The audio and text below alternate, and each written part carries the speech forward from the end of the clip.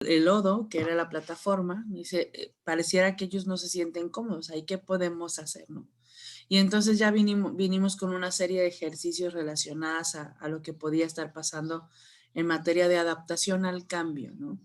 Y yo creo que el principal reto que tienen las empresas en ese sentido es el liderazgo que sea sensible, un liderazgo consciente, un liderazgo que sepa ser integral y orientado a los resultados, pero al mismo tiempo humano. Y no en un sentido romántico, muchachos, sino en un sentido de verdad competitivo. Y competitivo me refiero a que sea competente, capaz de, ¿no? A eso me refiero. Cuando hablamos de competencias, pues al final del día nos referimos a esos comportamientos que hacen que destaque a la persona en un sector o en varios, ¿no? Y ese liderazgo creo que va a ser el reto principal que tengan las empresas porque por muchos años compramos el liderazgo como el jefe, ¿no? O sea, lo vinculamos directamente a un sector o a un puesto jerárquico y no es así. O sea, el liderazgo va muy, muy relacionado y es intrínseco a la persona, ¿no? Como la ética. La ética jamás estará en un puesto de trabajo, siempre estará en la persona que ejecuta el puesto. Entonces, creo fundamental que el principal reto va a ser el liderazgo, porque si el líder no ve las cosas, si el líder no ve y no tiene esta sensibilidad, esta conciencia, este interés en su gente, no tiene también, por otro lado, la visión de los resultados, hacia dónde quiere llevar a la organización y demás, pues no va a pasar. Así de simple. O sea, si no pasa en el número uno de la organización, no pasa en la organización. No hay forma, no hay forma. Entonces, sí es digitalizar la empresa, sí es llevar los procesos acelerados, sí es trabajar en visión de los resultados, sí es trabajar en una efectividad organizacional, sí es tener un equipo de trabajo capacitado, pero necesitamos que todo esto esté integral, que esté conjugado y que se vea. ¿Sí me explico? Entonces, es llegar a ese punto, pero que las empresas, quienes encabezan a las organizaciones, lo vean. No sé si contesté, Juan. Sí, gracias, muchas gracias, Carla. De hecho, el panorama es precisamente algo y en algo que confirmas, bueno, que me confirmas a mí, es en el caso del liderazgo, porque hay hoy en día este cambio que se está generando, pero si no hay un liderazgo efectivo, pues básicamente no se va a lograr este cambio, ¿no? A la nueva normalidad y sobre todo al dominio de las plataformas, porque hoy en día, como bien mencionabas, sí podríamos tener el capital, sí podríamos tener el capital humano, pero si no se quiere aprender, si no se quiere estar a la vanguardia en cuanto a la nueva generación de estas competencias, muchos pensamientos podrían enfocarse al del por qué tengo que aprender algo que a mí no me interesa o que a mí no me va a servir en nada. Entonces, hay muchas funciones laborales que hoy en día no requieren de esta tecnología. Al menos es el pensar de muchos, ¿verdad? De muchos que vienen con esta zona de confort y ha sido un choque. En mi experiencia, en algunos compañeros que tengo de trabajo, por ejemplo, que se les ha dado las becas, que se les ha inscrito a cursos para alinearse o para capacitarse en cuestión de la tecnología, no lo aprovechan. Entonces es con raíz a esto, ¿no? De que no hay ese interés y no hay esa, y posiblemente esa falta de liderazgo. Sí, ahí yo le voy a apostar también a dos cosas, si me permites. Una es, neurológicamente los seres humanos estamos preparados para sentirnos seguros. Entonces buscamos todo el tiempo la seguridad. Entonces aquello que está rompiendo nuestras formas de confort de hacer las cosas, está rompiendo o nos está atacando neurológicamente y eso nos da miedo. Y el miedo siempre nos va a buscar llevarnos a defender, ¿no? Entonces, esto que está pasando son defensividades. Y es natural, es muy natural y lo vivimos todos, todos, todos, todos. Yo recuerdo el año pasado cuando nos decía una tanatóloga a un grupo empresarial, oigan, y ya están redefiniendo su modelo de negocios. Fue un baldazo de agua fría para mí, ¿no? Y de verdad fue llorar ese día por completo porque un día antes se había dicho por parte del presidente de la República lo de cómo iba a estar el tema de ataque económico para las empresas o de estrategia económica para las empresas. Eso me acuerdo que había sido el domingo de Ramos y el lunes en la mañana dijo eso la tanatóloga. Y no fue muy esperanzador, la verdad. Entonces, cuando ella dijo eso, para mí fue un baldazo de agua fría y decía yo, no manchen, 11 años tirados a la basura, ¿dónde vamos a estar? ¿Qué va a pasar? Un nivel de ansiedad muy grande. Yo recuerdo que le dije al equipo Auker, muchachos, voy a redefinir el modelo de negocios. Todos me apoyaron, salieron muy padre al quite el equipo, como hacía mucho, como yo creo que, o sea, es un equipo bueno que cree mucho en la empresa, pero en esta ocasión salieron mucho más al quite. Pero cada uno por separado me hablaba y estás bien por lo que significaba, ¿no? Yo creo que todos estamos en un proceso así porque al principio también ese miedo para mí era defensividad tremenda, ¿no? De no es justo, que poca M, ¿no? O sea, dije cosas que no puedo decir en público porque además se está grabando y luego me regañan, ¿no? Pero de verdad fue muy fuerte, fue muy doloroso. Y en mi caso que tenía que definir de nuevo la empresa y hacia dónde va, ¿no? Y me tardé tiempo en el sentido de decir, sí, empezamos, volvimos, sacamos productos en esas semanas, hizo un bootcamp y demás. Pero de repente era seguir operando para salir al quite y me tardé en volver a ser esa directora que soñaba yo para mi empresa, ¿no? En volver a sentarme a diseñar mi empresa, en volver a sentarme a decir, bueno, no le hace con todo y todo voy a salir, ¿no? ¿Por qué pongo ese ejemplo? Bueno, porque aparte que es el primero que tengo a la mano porque es mío, eh, me parece que todas las empresas podrían estar viviendo situaciones similares, incluyendo aquellas a las que les fue bien, ¿eh? Y no porque tengan que hacer cambios necesariamente para salir adelante, sino precisamente porque están en un nivel de aceleración que ni ellas mismas se imaginaban y eso está rompiendo con ciertas costumbres, pero más allá de las costumbres está exigiendo nuevas competencias de ellos mismos también, ¿no? Entonces todos estamos en una vulnerabilidad muy fuerte. Ojalá estuviéramos todos en esa vulnerabilidad como ellos de la certeza de este trabajo. Entonces, una apuesta que yo te hago, Juan Cristo, es eso justo. O sea, la gente neurológicamente estamos diseñados en nuestro cerebro, pues, para tener seguridad.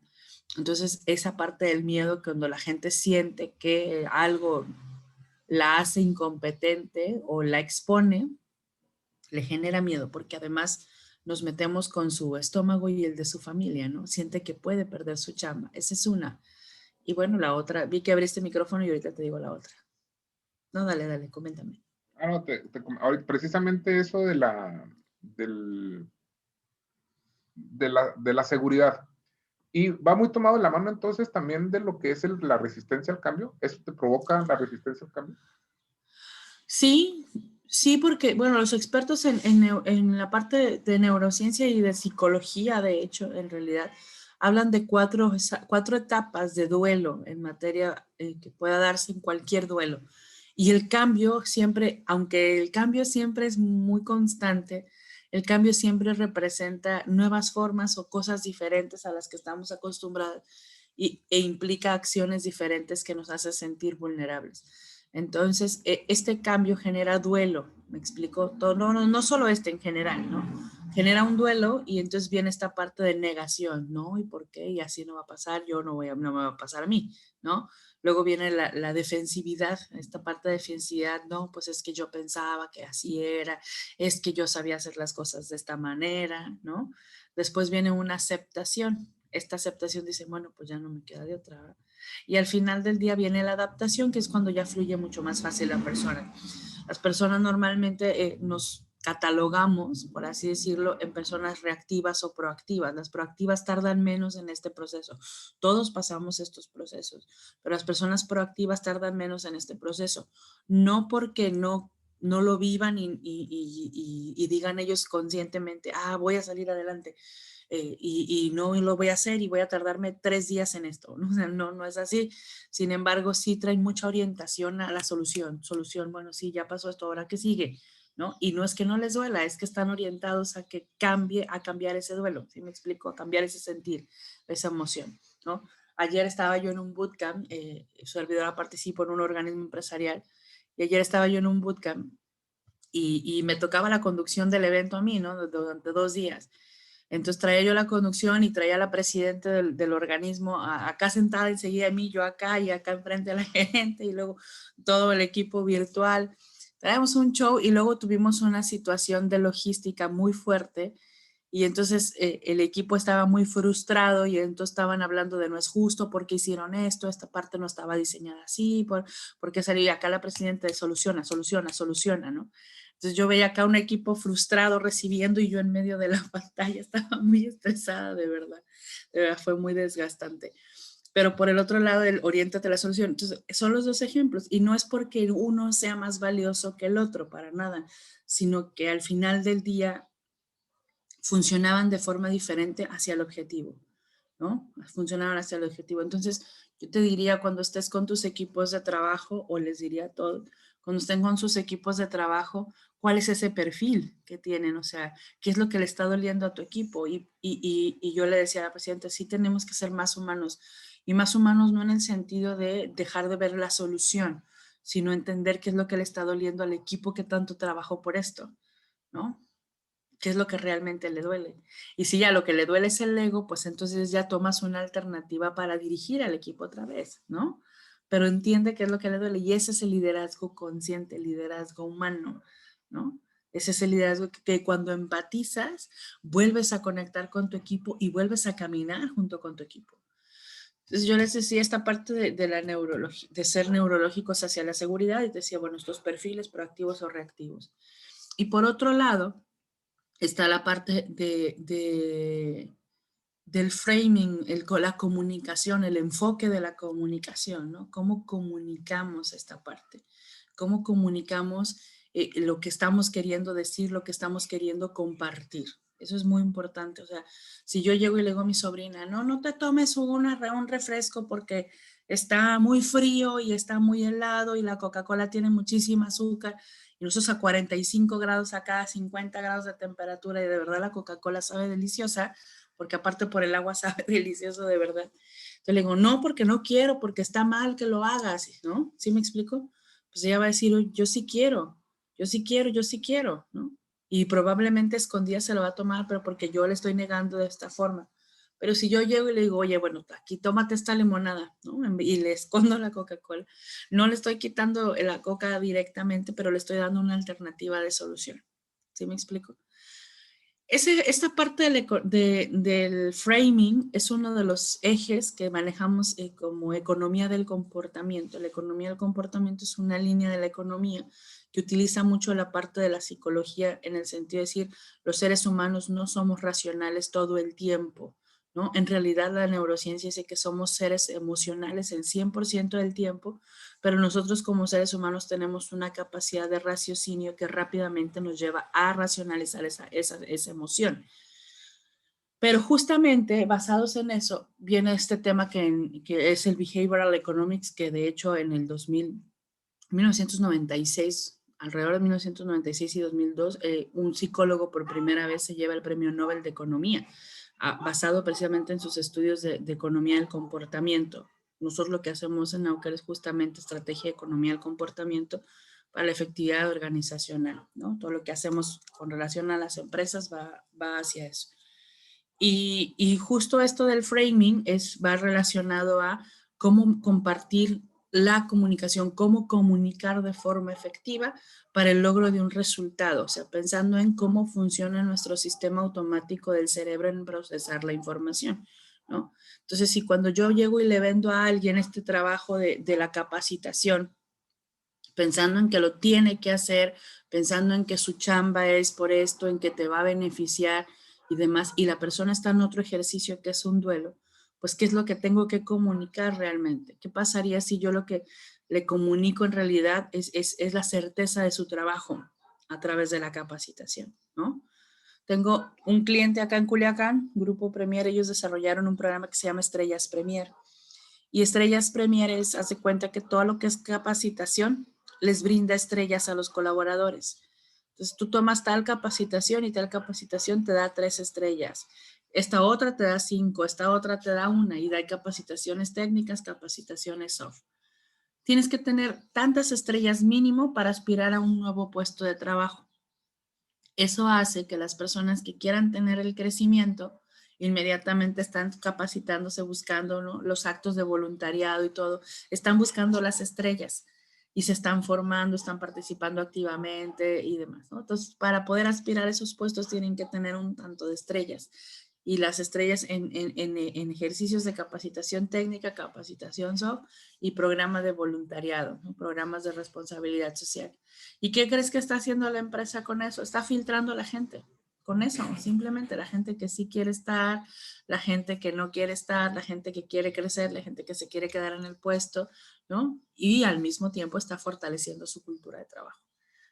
Pero lo está vendiendo así, como, las estrellas te dan crecimiento, te dan carrera, y ellos diseñaron todos esos programas y está padrísimo, la neta está padrísimo. De hecho, hace como 3 años, 4 años ganaron el premio de las mejores prácticas de responsabilidad social a nivel nacional, ¿no? Está padre, está muy padre.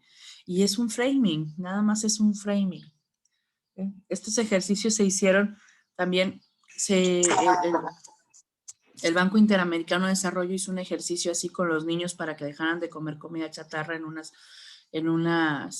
escuelas del centro del continente, en Centroamérica. Y en lugar de quitarles todo lo que son las papitas y demás, lo que hicieron fue cambiar lo que son las papitas, los refrescos y los dulces a un poquito atrás en el mostrador y lo más saludable al frente. Entonces, por seguridad, por comodidad, por facilidad, lo primero que veías era lo que el niño pedía constantemente y de esa forma redujeron de alguna manera el consumo y fortalecieron un consumo de comida más saludable, ¿no? O de snack más saludable. Entonces, es un tema de framing. Hicieron este otro ejercicio en Europa para que la gente tirara la basura en el bote, ponían huellitas cerca de los botes, huellitas verdes que te iban en la banqueta señalando el camino hacia el bote, ¿no? O sea, que las siguieras. Y es meramente visual, ahí es visual, o sea, hay muchas técnicas. Yo creo que es, por un lado, qué es lo que está buscando cuando comprendes cuál es el perfil de tu gente y la situación en la que está. Y por otro lado, el objetivo que tú tienes a lograr, ahí en medio está la comunicación. Y eso te puede orientar mucho, ¿no? También hacerle saber a la gente que al final del día todo será su decisión, porque yo creo que es lo más valioso, ¿no? Luego me divagó, muchachos. Y eso que no tengo No, café. de hecho, fíjate que ahorita el tema que estás con pues, es como ahora sí que como el máster de la inteligencia emocional, ¿no? Ahí se va directo. ¿Cuál? El neuro, ¿La el de neurociencia? neurociencia, sí. O sea, con esta mentalidad emprendedora, con esta mentalidad de liderazgo, con esta modalidad y siendo humanos, porque precisamente en eso coincido totalmente, bueno, coincido totalmente con todo lo que has comentado. Y abre un panorama y hoy en día yo creo que estaríamos o deberíamos estar más abiertos a esta modalidad de la neurociencia, porque esto nos permite ser más humanos, analizar más las emociones y no ser tan drásticos en algunos cambios o no ser empáticos con las personas, ¿no? Pues sí, y no necesariamente, ¿no? La neurociencia como tal no es el estudio de las emociones, sino del cerebro, del funcionamiento del cerebro como tal, ¿no? ¿Por qué reacciona la persona de X forma? Porque el cerebro generó este químico que generó este tipo de reacción. Evidentemente el contexto emocional de la persona, la parte que ocurre en la mente, que es la psicología, al final también tiene un efecto, ¿no? Si yo, por ejemplo, estoy generando estrés, ¿no? Este cortisol, que es la hormona del estrés o el químico del estrés, pero además en mi contexto de vida siempre he estado estresada porque eso me hace sentir efectiva, probablemente me va a beneficiar, ¿no? Y voy a fluir muy rápido. Probablemente, no necesariamente siempre, pero si vuelvo a generar cortisol ante una circunstancia en la que me siento expuesta y que en algún momento fui vulnerable de una misma manera, probablemente me va a afectar muchísimo y mi manera de reaccionar es otra, ¿no? Entonces, por ejemplo, yo recuerdo que cuando estaba en León, en uno de los años que recién había llegado, a mí me asaltaron. Yo vivía en Juárez, viví toda mi vida en Culiacán y nunca me pasó nada, ¿no? Yo viví en Juárez en los tiempos difíciles del 2008 y 2009 y en Culiacán pues también, ¿no? Hicieron zona federal Culiacán, imagínense. Entonces, toda mi vida y me van y me asaltan en León, ¿no? La verdad, una de las ciudades más seguras del país. Y yo recuerdo que llegaba a la casa de ustedes ahí en León, porque fue allá afuera de la cochera en la mañana, 8:40 de la mañana. Yo llegaba luego en la noche de repente con un temor horrible de que algo pudiera pasar, ¿no? Y eso me hizo, o sea, por meses me hacía sentir el mismo miedo. O sea, el médico me dijo, cada día estás viviendo el asalto, cada día, ¿no? Y tu cuerpo lo está resintiendo ya, porque yo ya de verdad niveles de estrés muy altos al grado de tener que tomar medicamento, ¿no? A ese grado. Entonces, es justo por el contexto de vulnerabilidad.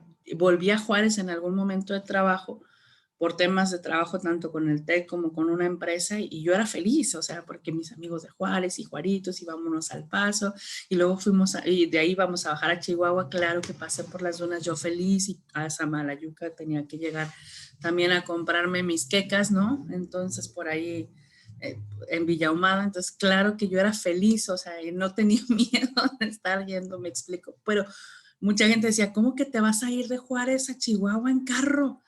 Y yo, ¿por qué no? Y pues porque mi experiencia había sido buena ya viviéndolo, ¿sí me explico? O sea, no es que sea malo necesariamente ni que sea lo mejor. Lo que quiero decir es la experiencia que podemos vivir ante una primera situación puede determinar cómo reaccionamos a situaciones similares después. Por eso insistir en entiende el capital humano que tienes. Conoce a tu gente desde un sentido humano, porque desde ese sentido está impactando. Somos seres humanos integrales. Que el jefe que te vuelva a decir lo que los problemas de casa, déjalos en casa, pues no, no puede ser, y menos ahora, ¿no? Menos ahora que tu trabajo está en tu casa, tu trabajo se metió a tu casa. Definitivamente hoy en día eso es parte primordial para el éxito de las empresas, ¿no? Que entendamos al compañero, que entendamos al jefe, al trabajador, y que tengamos esa misma sincronía y ser empáticos. Apáticos, no, empáticos con esa necesidad, porque a veces es simplemente la necesidad de ser escuchados o de que puedan transmitir ellos alguna inconformidad o alguna mejora que a lo mejor no se sienten con esa confianza. Entonces, muchas gracias, Carla.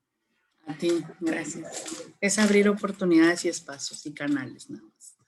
Gracias. ¿Alguien más? ¿Alguna pregunta? Estábamos bien entrados nosotros en el tema, pero es para todos.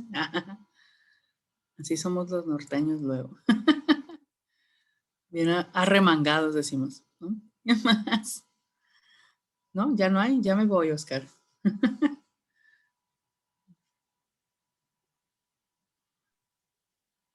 Ya no hay preguntas, mira. Profes, ¿Eh? aprovechemos a Carla.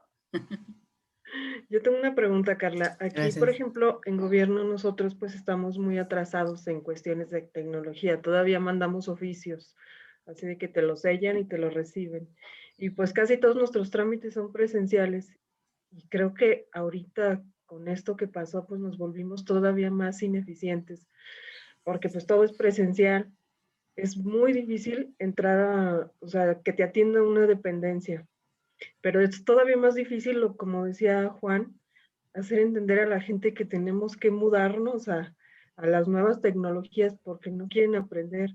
Aquí en gobierno hay muchas becas para estudiar y la gente no las toma simplemente porque pues de todos modos van a ganar lo mismo, no quieren, si ya llegué al tope de mi salario, no me van a pagar más si estudio algo más. Y eso está haciendo que nos volvamos lentos. Y eso entorpece, se vuelve un problema para las empresas porque pues realmente los afectamos a ellos con nuestros trámites lentos, nuestros procesos lentos, todo por citas, por teléfono, y luego nadie te contesta porque pues es por cita por lo del COVID. Pero yo creo que nuestro gran reto es pues convencer a los empleados, convencer a la gente, porque por más que los directivos o los secretarios les dicen que nos tenemos que capacitar, simplemente no quieren moverse de ahí porque lo ven como un modo de comodidad y es muy difícil. Y los que empezaron a trabajar todo en línea se siguen moviendo. Por ejemplo, el Consejo Zacatecano de Ciencia, ese no se detuvo, ese siguió avanzando todo en línea, pero pues a las dependencias que sí avanzaron, siguen trabajando, pero llega un momento que llegan a un tope porque las demás no se quieren mover, pero realmente no es la dependencia, es la gente que no se quiere mover por comodidad y lo vemos como una conducta muy normal en el personal de gobierno, como que no se quieren mover, y lo triste es que vemos que la gente que trabaja en gobierno y viene de otros estados es la que se quiere mover, pero llegas a un momento que dices, bueno, es que ya no puedo pasar de aquí porque la costumbre aquí es así y no podemos, no hemos logrado cambiar esas conductas. Entonces yo veo muy complicado hacer que se muevan. Hoy estamos tratando de hacer un programa pues para tratar de disminuir los contagios de COVID, influyendo en las familias, y llegas a ese punto de que la gente que quiere participar es la que está fuera de gobierno. Muy pocos de gobierno quieren participar, es la que está fuera y es la que te dice, yo entro a apoyar. Pero pues ahí yo veo muy complicado cambiar esas costumbres o conductas del personal que trabaja en gobierno. ¿Tú crees que se pueda cambiar o de plano es casi imposible? No, no es imposible. Acordémonos de algo, que la gente no cambia, la gente crece, la gente mejoramos, ¿no? Tenemos procesos de transformación, pero la transformación no es necesariamente dejar de ser nosotros, es elevarnos a nosotros mismos. Entonces, teniendo la esencia de que la gente no va a cambiar, desde ese punto de partida vayamos, no, la gente no cambia, pero ¿cómo le hago yo para generar un escenario donde ese cambio o esa transformación provenga de ellos mismos y no de que yo llego a una imposición? Probablemente no es que la gente no quiera cambiar, probablemente es que la gente está reacia a un cambio porque representa soltar una comodidad, soltar algo que para ellos es como, ay no, qué flojera, ¿no? Hacerlo diferente, ¿no? De entrada, en ese sentido, yo creo que todos somos iguales, de, ay no, al rato lo hago, ¿no? Porque en este momento nos sentimos cómodos, ¿no? Dice, ay no, mejor no voy. E incluso a veces hasta dejamos cosas al último o los pagos al último y demás, ¿no? ¿Qué otros escenarios podemos hacer para facilitar las cosas? ¿No? Aquí es el planteamiento de la información en el sentido de la comunicación, el framing que le damos a ese cambio, el enfoque que le vamos a dar a ese cambio. Si la persona ahí no se siente con esta necesidad de cambio, no va a pasar. Pero si nosotros no creamos, como los mercadólogos, esa necesidad en el consumidor, no va a pasar tampoco, ¿no? O sea, los mercadólogos nos dicen, oye, nunca te dicen, necesitas un puré, pues sí, lo necesitas para hacer un puré de tomate para hacer sopa, ¿no? Pero dicen, nunca nos dicen, necesitas esta blusa, necesitas esta playera, necesitas esta chamarra. ¿Cómo le hacen ellos para que nosotros querramos esa blusa, esa playera, esa chamarra, esa gorra? ¿No? ¿Sí me explico? ¿Qué es lo que hay que generar en el consumidor, en este caso de la empresa, en este caso de gobierno, para que ellos quieran? Y nosotros tenemos que ser capaces de crear esos escenarios alternativos, más allá de la comparativa. Yo recuerdo cuando mi papá, tengo una prima que, bendito Dios, le va muy, muy bien. Y cuando a nosotros no nos ha ido bien, mi papá dice, ya ves, ahí está tu prima Rocío, que ella sí. Y es horrible la comparativa, ¿no? Entonces, oh, ¿por qué hace eso? Yo no tengo nada en contra de mi prima, pero no me dejes de dar el crédito de lo que yo he logrado, ¿no? Nomás porque en este momento no me va bien. Entonces, cuando tú les dices, es que este organismo sí pudo salir adelante, es que ellos sí se digitalizaron, empezamos a restar ese valor de lo que sí ha logrado la gente. Entonces, a ver, muchachos, ¿qué pasaría si en lugar de hacerlo así, lo hiciéramos así? ¿O qué pasaría si? Y empezamos a obtener información de ellos mismos. Acuérdense que nuestros colaboradores son también nuestros clientes. Suena muy fácil, Angélica, no lo es, ¿eh? No, no lo es, no lo es. Y la otra es, muy probablemente hay un nivel de resistencia porque no hay claridad en la transformación, ¿no? No hay una estrategia real. Yo recuerdo que Guanajuato, León particularmente, tiene de los primeros premios en materia de hacer inteligentes los procesos, a nivel nacional, inteligentes los procesos de gobiernos en León, particularmente en el gobierno municipal. Igual podrías hacer un benchmarking de eso. Okay. Pero platicaba con las personas de mejora regulatoria de economía y de economía de ahí de León. Y bueno, acá está Humberto del equipo Auker, ahí se los presento, muchachos. Que nos platicaban y te acuerdas, Humberto, que nos platicaban que uno de los problemas que ellos estaban teniendo precisamente era que no había una transversalidad en llevar a sistemas inteligentes a los procesos de León, ¿no? Y fue cuando ya entendí, cuando entran a un proceso de que, bueno, las TI no tienen que ser solamente para este proceso, las tecnologías de información, sino que llevar hacia adelante el sistema de gobierno de forma digital y llevar al ciudadano tiene que ser un ejercicio transversal de de las dependencias. Entonces empezaron a trabajar en ese sentido una estrategia transversal que no fuera solamente de economía, sino que fuera una exigencia gradual para todos y fueron llevando de esa manera a su gente, ¿no? Entonces ahorita tienen algunos premios. Acá en Sinaloa lo que están haciendo es, sí sigue habiendo el tema presencial y el tema demás, pero desde hace un par de años ellos tienen algo que le llaman Ciudadano Digital y es donde nosotros, ellos lo hicieron por apostarle a un mercado como el nuestro de que, no, qué flojera ir a la UCE y que es la Unidad de Servicios Estatales, qué flojera ir y mejor en la computadora que me digan a dónde voy. Y lo primero que habían hecho era poner oficinitas, además del Palacio de Gobierno, pusieron luego la UCE y luego pusieron oficinitas en varias zonas de la ciudad y ahí va uno y saca la licencia o va y uno y saca el pasaporte, no, el pasaporte sí tiene que ir uno para allá. Pero luego se metieron a apostarle a otro mercado que era el de Ciudadano Digital, que se llama ciudadanodigital.com.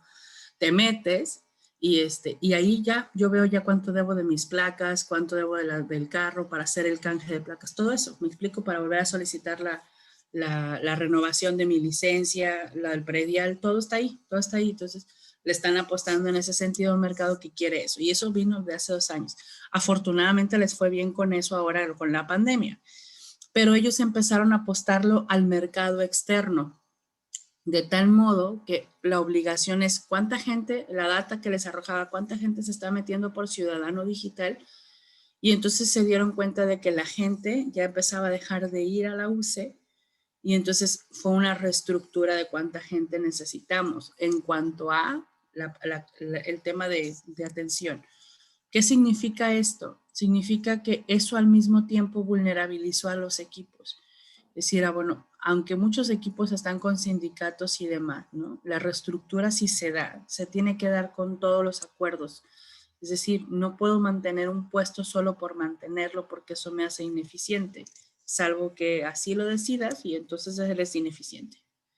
Entonces, a veces a mí me da, perdón por lo que voy a decir, y aunque se esté grabando, pero a veces a mí me da mucha inquietud por qué los gobiernos prefieren mantener una estructura que no funciona a meterle a una efectividad. Después comprendí precisamente por temas de gente de gobierno que muchas veces son los tiempos, que los tiempos no alcanzan para esos cambios, el cabildeo que se tiene que hacer para reestructurar y demás, ¿no? Pero al final del día es el enfoque de objetivos. Yo te diría, Angélica, abre escenarios donde la gente quiera verlo diferente, quiera ver la posibilidad, o sea, ahorita ya tiene la certeza de su trabajo, ya tiene la certeza de que es así, créanles la necesidad de que pueda también ser diferente. No sé si me expliqué. Ay, yo lo Sí. vago, plebes, perdón. No, sí, Perdón por el plebes. Precisamente el sindicato lo primero que te dice que después tendríamos que despedir gente y así estamos mejor. Entonces, ese es un tope. Pero a lo que yo veo y lo que comentas, mucha gente que se movió en las dependencias está atendiendo más gente porque fue digital, abarcas muchísimo más. Claro. Su trabajo se incrementó. Nosotros ahí en el consejo abarcábamos muy poca gente porque todo era presencial. Ahora que hacemos asesorías y atendemos ciudadanos o estudiantes de manera virtual, pues llegamos a todo el estado donde hay internet y antes era muy complicado porque tenías que pedir gasolina, hacer cita, convocar a la gente y ya no, porque nada más les mandas una liga y una convocatoria antes.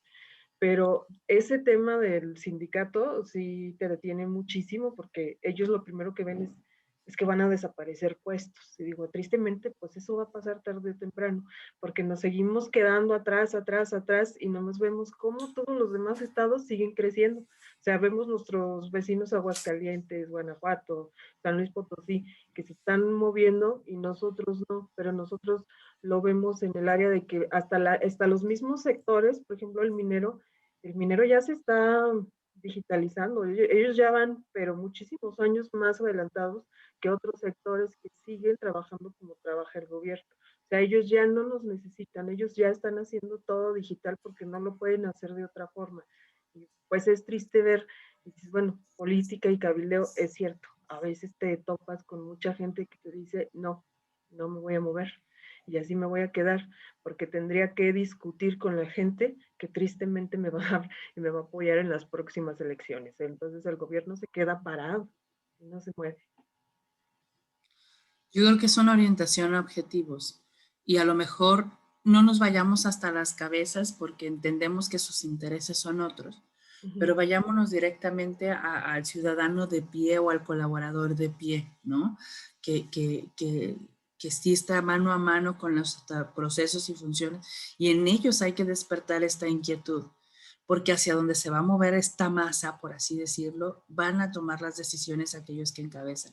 Yo creo que sí es plantear un escenario de alternativas distintas a la gente, y no decirle a la gente es que hacerlo diferente te va a ir mejor, no, es hacerle ver la necesidad o las posibilidades también de hacerlo diferente. Yo recuerdo que antes, en el 2018, 2019, alrededor de esos años, a los estudios globales que hacen las empresas que se dedican a hacer los análisis de contexto global y regionales, mencionaban que para el 2025, en México en particular, se iban a perder alrededor de 700,000 empleos directos para el 2025, que eran pocos. Y ahora luego llegó el principal asesor digital de las empresas llamado COVID, que exigió a las empresas implementación digital sí o sí. Y los estudios globales ahora hubo una aceleración de 10 años en el comportamiento organizacional, en las necesidades organizacionales. O sea, COVID vino a acelerar lo que nosotros pensábamos que iba a pasar en el 2030 a pasar en el 2020. ¿No? ¿Y esto qué significa? Que no es que estemos 10 años adelante, muchachos, estamos 10 años atrás, ¿no? Entonces, si no estamos poniéndonos pilas en eso, tenemos que actualizarnos a que no es lo que iba a ocurrir en el 2030 está pasando ahora. Y si nosotros no estamos listos y esperamos a que ocurra en el 2030, ya estamos fritos, ya estamos fritos. Y esto es en las necesidades organizacionales y humanas, y no nada más en el sector empresarial, en cualquier tipo de organización. Las organizaciones sociales también lo están haciendo, lo están viendo, ¿no? Todos estamos hacia esa línea, hacia esos cambios, hacia esa visión. Y se trata de ver el enfoque de ganar, ¿no? Así como lo hizo el Osito Bimbo, así, de ganar, ¿no? No lo quitaron, lo pusieron donde pues ya no lo quiten, ¿no? Pero él dice, yo sigo con el cariño de siempre. Sí, es cierto. ¿No?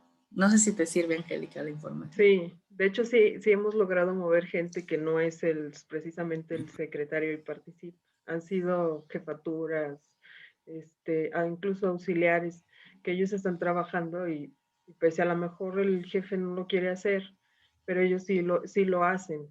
Y lo hacen porque tienen, pues al final de cuentas tienen que cambiar porque su trabajo ya no es igual. O sea, los sectores que están cambiando con nosotros, que para mí el minero es el que más se mueve en Zacatecas, ellos ya no trabajan igual que nosotros en gobierno. Entonces ya es muy difícil empatar porque cuando ya ellos van y te buscan, ya no es para pedirte apoyo. A veces ellos mismos van a ofrecerte la ayuda para poder ayudar al sector empresarial que depende de ellos, a todos los empleos indirectos que ellos generan, porque ellos ya llegan con la solución. Entonces, no solamente es gobierno. Entonces, yo pienso que si sigue así el sector, tal vez sí va a haber un cambio, porque ellos pues se tuvieron que mover. Tienen los mejores protocolos de seguridad, de higiene, y empezaron a trabajar en línea como se podía en línea, pero no pararon. Fueron los primeros en pelear que no les cerraran las minas, pero fueron los primeros en el estado en mover todos sus protocolos para proteger a su gente. No lo dejaron de hacer. Entonces sí, eso es cierto, porque ya nos quedamos, o sea, por ejemplo, un libro que veíamos ahí en mi escuela, el de Sálvese quien pueda, se veía como que iba a pasar a no sé cuántos años, y dices, pero pues si ya está pasando, o sea, ya lo estamos viendo. Sí, sí, sí, sí, sí, sí vino esa aceleración. Ahora, yo recuerdo que cuando estaba hablando ahorita con la pregunta de Juan Cristo, les decía, si no pasa en el número 1 de la organización, no pasa en la organización. Y ahorita te dije a ti con el ciudadano de a pie, ¿no? Con el consumidor de a pie. Y pareciera una incongruencia, pero no lo es, ¿no? Muchas veces, déjenme buscar hilar esa parte. Muchas veces es el equipo el que hace que el líder tenga que ver las cosas distintas. Esa presión de la gente es el que va a hacer que el líder tenga una sensibilidad distinta. De tal modo que si el líder no lo ve, no es el líder que el equipo necesita. Y también, si el líder lo ve y el equipo no quiere, no es el equipo que el líder y la organización necesitan. Yo voy a decir algo que a lo mejor los sindicatos les molesta mucho cuando lo digo, pero es la verdad. Dense el permiso de trabajar con el mejor talento. A la madre es tu equipo. Es el equipo que va a llevarte a los resultados, es el equipo que va a hacer los resultados de tu organización. Permítete tener la satisfacción de tener a la mejor gente trabajando contigo. Y con eso es, ábrele posibilidades, ábrele herramientas, bríndales formación continua. La gente responde, la gente suele responder. Date chance de tener el gusto y el placer de trabajar con el mejor equipo de trabajo. Y esto es, atrae de ellos la información también. Nadie más experto en el proceso que ejecuta el proceso todos los días. Innova desde ellos, plantea escenarios que permitan este ejercicio también, ¿no? Porque pues tienes a la gente ahí, pero si no les abres escenarios de comunicación abierta horizontal, no te van a comunicar nada, ¿no? Porque pues les da miedo, ¿no? En ese sentido. La presión del equipo también puede llevar al líder a una sensibilización, ¿no? Ahora, yo les voy a decir algo relacionado. Hay 3 empatías. Las empatías nos dicen siempre es ponte los zapatos del otro y empatizar con el otro. Es pensar así, o sea, pensar en, ay, pobrecito, yo lo entiendo, o, sí, claro, lo entiendo, ¿no? No, ni siquiera el pobrecito. Puede ser pobrecito o puede ser el tema de sí, yo estoy de acuerdo con él, porque así tienen que ser las cosas. No, la empatía se da, según los expertos, por 3 circuitos cerebrales distintas, ¿no? O sea, cada una de ellas es un circuito cerebral distinto, o sea, no es nada más esta parte romántica de decirte, me pongo en los zapatos del otro, pues no sabemos siquiera si nos quedan, ¿no? Si calza más grande, si calza más chico, si le apestan los pies, o si es tacones y yo no sé o no puedo andar en tacones, ¿no? O si me gustan simplemente. Hay 3 empatías según los expertos. La primera de ellas es la empatía analítica. Esa se da aquí en la parte prefrontal del cerebro. Y es la que puedes comprender el pensamiento del otro sin necesariamente tú creerlo de la misma forma. Para mí el mejor ejemplo que yo luego encontré para entender eso fue su servidora. Por ejemplo, yo no estoy a favor del aborto. A mí me parece que esa es una alternativa que una mujer debiese tener en última instancia y bajo ciertas circunstancias y con una educación muy fuerte. Y digo educación sexual, ¿no? A la que debiéramos acceder. Para mí la lucha debiera ser por una educación sexual integral en las mujeres y no por el aborto. Pero sí comprendo por qué muchas mujeres están luchando a favor del mismo y las respeto. No lo compro igual, pero sí las entiendo. Y eso es para mí empatía analítica, ¿no? Y eso permite integrar perspectivas, ¿no? Esta parte de cuando comprendes al otro, aunque no pensemos igual, es integrar perspectivas y permite un pensamiento más horizontal. Después viene una empatía emocional que se da más hacia adentro, más hacia el hipotálamo. Ahí es donde se genera más. Y los expertos dicen es cuando puedes sentir cómo pudiera estarse sintiendo el otro en materia emocional sin necesariamente estarlo sintiendo tú. Déjenme les pongo un ejemplo. ¿Alguna vez han perdido a alguien en un fallecimiento? ¿Sí? ¿Alguna vez han acompañado a alguien en la pérdida de alguien? Sí. ¿Alguna vez han sabido qué decir? No. Siempre. No siempre, ¿verdad? Porque lo dices, pero sabes que nada de eso calma el dolor, ¿no? Sabes que nada. Y luego ves a la persona y siente uno que la persona está sintiendo un dolor muy fuerte y lo sientes tú también, pero no de la misma magnitud. ¿Sí me explico? Pero entiendes cómo podría ser ese dolor. Eso es empatía emocional. ¿Sirve? Dicen que esa es la única que puede cambiar al mundo, porque cuando veamos nuestra cara en las caras de los que más necesitan apoyo, entonces podremos hacer algo. Y finalmente viene la empatía química, esa se da más en la amígdala del cerebro y es la única que de forma instantánea te hace reaccionar. Por ejemplo, si alguien te dice, no hombre, es que se cayó mi hijo, me dijeron que se cayó mi hijo a las escaleras, córrele, yo te cubro. No tienes hijos tú, pues, pero entiendes que las circunstancias, vete, yo te cubro, no le hace. ¿No? O les ha pasado que de repente ves que va un niño corriendo y va a pasar, la mamá está distraída y va a pasarse la calle y vas y corres por él. O cuidarlo de la banqueta y que no se atraviese y que no se lo lleve un carro. O se va a caer el niño y reaccionas y lo jalas ahí en el parque por reacción instantánea. Eso es empatía química. Es la única que genera neurotransmisores de acción en el momento. Es la que hay que tener cuidado en el buen sentido del uso, ¿no? Porque luego es la que nos hace reaccionar muy fuerte, ¿no? De, a mí no me importa, ¿no? No, sí me importa. Eso se llama empatía química. Yo les sugiero, usen mucho la empatía analítica y la empatía emocional. La empatía química se da de manera natural. La empatía emocional y la empatía analítica para entender las circunstancias del otro sin necesariamente nosotros creer lo mismo, ¿no? Y poder después comprender su estado de sentir para poder tomar estrategias y decisiones. Es invitación, por supuesto. Híjole, qué importante eso que dices, porque luego a veces reaccionamos nada más por lo que sientes rápidamente y no lo piensas, o sea, lo haces. Y creo que a veces eso te mete más problemas porque tú crees, pero no analizas.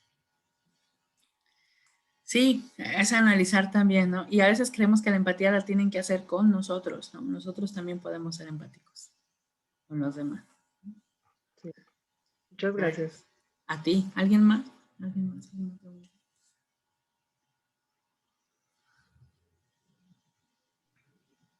Yo creo que ya nada más sería reforzar esa parte, ¿verdad? Bueno, ahorita que mencionas esta empatía, el cuidado sobre todo en la química, a veces nosotros accionamos por naturaleza, como bien dices, y la importancia de conocer estas etapas o este tipo de empatía, porque eso nos hace ser más conscientes y sobre todo cuidar esa reacción inmediata que tenemos como seres humanos.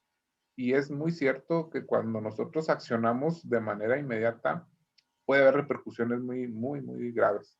Entonces, sí, una de las técnicas que yo siempre he manejado es trato de guardar el silencio unos minutos en lo que se acomodan las ideas para poder emitir algún comentario, porque sí, las palabras, pues como dice el dicho, ¿no? Son más duras que un golpe. Así es. Pero no es necesariamente mala la empatía química, ¿eh? Al contrario, suele ser muy buena. No, Pero sí, pero eso que ya le estás diciendo tú ya tiene más que ver con esa justo inteligencia emocional de la que hablabas hace rato. Sí, para que no reaccionemos, pero sí, yo creo que ese semblante de la empatía química, ese te dice mucho de las personas, ¿no? La reacción, cómo, y tú cómo puedes observar para saber e identificar cuáles son las rutas a tomar antes de ser, a lo mejor, como jefe o como un líder, bueno, saber dónde está esa posible, no sé, como insatisfacción de la persona o la alegría que le puedes tú transmitir a una persona. Entonces, ahí es donde el clásico instructor pues detecta a las personalidades del grupo en saber cuáles son los que no van a estar atentos y cómo poder tú hacer un ajuste para irlos encaminando. Así es, pero también no enfrascarnos, ¿no? Luego como capacitadores nos pasa de que nos enganchamos en que quiero que me escuches, quiero manejar el grupo, quiero que sepas que yo soy el fuerte. Nos pasa, a mí me pasó, digo, 21 años de una capacitación y les platico esta anécdota esperando pueda serles de utilidad también. Recuerdo que una vez estábamos haciendo un ejercicio, estábamos en un curso empresarial e iba con una amiga que también es capacitadora, que también me formó a mí como capacitador. Y entonces estábamos dando el curso las dos juntas, ¿no? Entonces llegó un punto en el que empezamos pues yo tenía 23 años, más o menos 24, pero ya era un curso empresarial. No tenía yo tanto tiempo haciendo capacitación, unos 5 años yo creo, 6. Acabé haciendo memoria yo, ¿no? y ella se llama Lulu. Y recuerdo que estaba yo con el grupo y una persona reaccionó de tal modo que a mí me sentí como, ¿no? Y yo estaba dando mi debate del por qué sí y todo eso. Duramos ahí como una discusión y él discutía y yo le reafirmaba el por qué y demás. Y mi intención era que el grupo y él vieran que había un sentido de la información, ¿no? Bueno, terminamos eso, cedió, el muchacho cedió, bueno, el señor, lo compró la información y mi ego, ya sabes, dijo, claro, ¿no? Pero por el otro lado, luego inmediatamente Diosito es muy bueno y utilizó a Lulu y me dijo, amiga, está increíble la forma en la que bajaste la información, cómo dominaste, cómo trabajaste, de verdad increíble, se vio todo tu dominio del tema, pero te tardaste 32 minutos en eso. Y yo decía, ok, no son 32 minutos trabajando por el enfoque de un participante. Son 32 minutos donde tenías otras 36 personas a las que descuidaste. Oh, fue fuck. Mi palabra fue fuck, ¿no? Entonces, Carla, acuérdate que no es solamente hablar del dominio y demostrar y fundamentar, es quién sí quiere, esa era mi pregunta, quién sí quiere. Y enfoca tu atención en los que te van a llevar al logro de tu objetivo. Eres un servidor, Carla. Cuando estamos parados frente a un grupo, muchachos, y en todos lados somos servidores. Y somos servidores no necesarios, hacemos lo que nos toca. Ojo, ¿eh? Entonces, yo creo que es eso, es el enfoque a servir a alguien en su proceso de ser una mejor versión de sí mismo, ¿no? Excelente, Carla. Siempre trayéndonos información muy valiosa. Yo te pediría un favorzote sobre Sí. información. A mí me interesa mucho mi rama y mi pasión es ser facilitador y ser facilitador en varias ramas, ¿no? Ahorita que hablas tú de sobre todo la parte de empresarial, porque obviamente para ser un capacitador empresarial tienes que cumplir con ciertos parámetros y ciertos áreas de conocimiento. Si yo quiero estar empapado de información en la cual yo pueda transmitir y poder, vamos, experimentar algo como lo que tú haces, ¿cómo debo de hacer? ¿Qué debo de hacer? Ahí te dejé mi número a todos y mi contacto. Bueno, yo le pedí permiso a Oscar en algún momento de si ellos me permitían como institución seguirles mandando información de formación continua, que no rompa con lo que Wadwani tiene para ustedes, por supuesto, porque bueno, pues yo también participo como asesora ahí en Wadwani, entonces la idea es sumar valor, ¿no? Entonces traemos alguna serie de cosas que no rompen, que al contrario hacen sinergia. Entonces ahí les dejo mis datos, muchachos.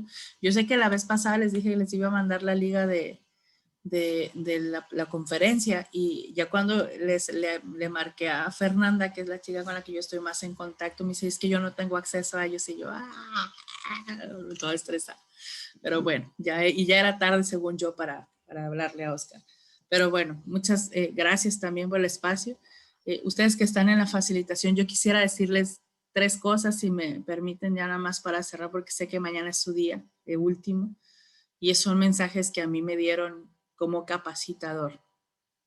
Hay una frase que a mí me gusta mucho, esa es una de las cosas, de las 3 cosas que quiero compartir, decía, si alguien toca mi vida es un privilegio, tocar la vida de alguien es un honor, pero el ayudar a que otro toque su propia vida, ese es un placer indescriptible, ¿no? Entonces, ese es un regalo que a mí me dieron y que yo hoy se los comparto, porque es entender que no es un trabajo nuestro, es ser un facilitador de impulsar a la humanidad hacia adelante. Yo les digo que esa es mi manera de servir a Dios, ¿no?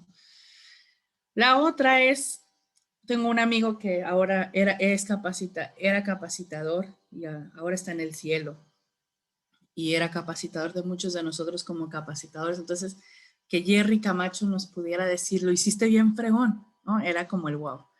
Y un amigo cuenta que cuando él lo hizo, Jerry llegó y le dijo, lo hiciste padrísimo, solo te diría un tip, que sonríe, eso hace toda la diferencia. Y el tercer regalo, que fue lo primero que a mí me dijeron, siempre, siempre, siempre acuérdate que un taller es tan grande como el corazón que lo da. Que Dios los bendiga, muchachos. Dios nunca se va. Échenle ahí con todo. Muchas gracias. Carla, muchísimas gracias. Yo creo que todos ya sabemos cómo hacer un aplauso en simultánea. A la 1, a las 2 y a las 3. Muchísimas gracias, Muchas Carla, gracias. por todo. Déjenme tomar una foto. ¿Puedo? Para compartirlo. Claro, Sonrían, claro sonrían. que sí. Sonrían, muchachos. Una, dos. Cristian, no sé si te veo nada más la nariz. Se ve muy raro eso. Listo. Bueno, sonrían. 1, 2, 3. Listo. Gracias. Gracias, Oscar. Ya saben los datos de Carla para que se comuniquen con ella, para todos los servicios de consultoría y formación también que el equipo de trabajo también ofrece. Bueno, mis estimados, mil gracias por haber asistido. Mil gracias, Carla, nuevamente, como siempre, por habernos colaborado y por haber contribuido, sumado, como dices. Gracias a ustedes. ¿Vale? Que Dios los bendiga, muchachos. Gracias, Carla. Hasta luego. Gracias a todos. Un Chao. saludo. Gracias, Gracias, Humberto. Carla. Gracias, Hasta mañana. muchachos. Hasta Gracias, luego. Carla. Gracias. Gracias.